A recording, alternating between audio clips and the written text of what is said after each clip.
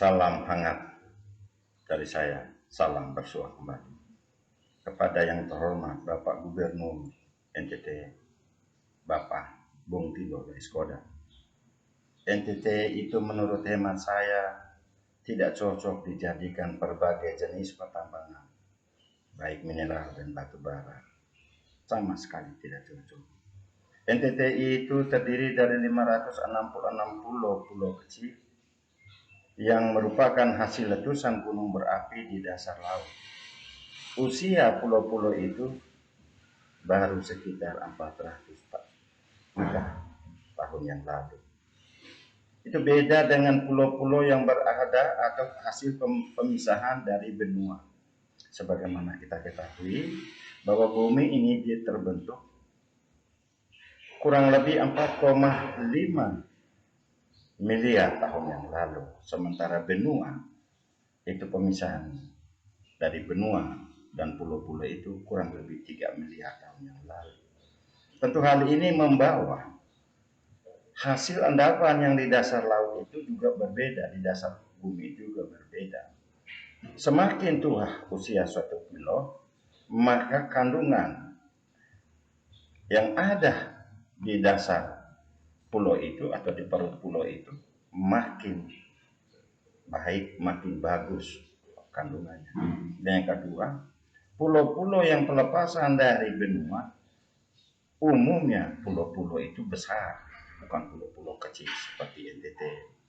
Maka kita di NTT itu, pulau-pulaunya terdiri dari bebatuan, karena usianya masih muda, entah batu kapur, batu kas, batu karang, dan segala bebatuan.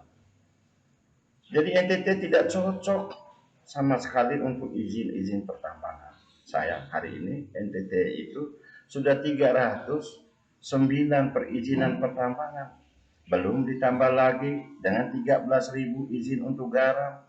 Belum ditambah lagi dan perizinan-perizinan lain yang semuanya alih fungsi dari hutan bakau, hutan produksi, hutan lindung, bahkan hutan konservasi pun dialih fungsikan.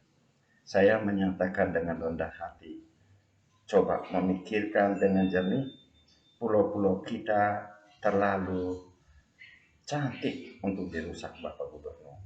Pulau-pulau itu seperti gadis yang masih perawan. Tolong jagalah pulau-pulau itu. Saya sudah membaca sedikit tentang rubrik-rubrik tentang NTT hari ini. Banyak keluhan dari penggiat lingkungan hidup, banyak keluhan daripada masyarakat NTT, banyak terjadi unjuk rasa. Bahkan ibu-ibu melakukan unjuk rasa sampai dengan membuka baju. Itu suatu yang bertentangan dengan norma-norma yang hidup di NTT. Sebagai pemimpin, saya meminta, mengetuk hati, lakukanlah moratorium seperti yang dijanjikan Anda berdua sewaktu meminta suara atau mengemik suara dari masyarakat NTT atau dari rakyat NTT. Ketika Anda dilantik, Anda mulai merubah bahwa moratorium izin pertambangan itu hanya sebatas administrasi dan keuangan. Saya naik. Pada tahun yang sama moratorium itu 77 pertambangan yang merusak lingkungan itu mestinya sudah akhir izin usahanya. Tetapi itu dihidupkan kembali, bahkan berbagai izin-izin itu mulai merambah di hutan yang sebagai penyangga ekosistem bagi masyarakat. Padahal NTT sendiri itu 15% desa-desanya itu kekurangan air. Bagaimana kalau hutan dirambah sedemikian rupa, alam dirusak sedemikian rupa?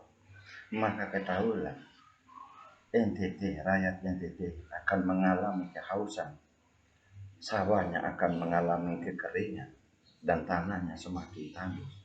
Apa itu yang diinginkan oleh pemerintah? Tentu tidak. Jangan membuat janji-janji palsu kepada pemerintah, tetap kepada rakyat, tetapi lakukanlah hal positif oleh pemerintah kepada rakyatnya. Saya mohon dengan rendah hati, sebagai pemimpin NTT, Anda harus memahami bagaimana cara merawat Ibu Pertiwi Probamora yang sangat cantik tadi. Alam NTT 566 pulau itu adalah milik bersama, ibu bersama dari seluruh anak NTT, termasuk kamu dan saya.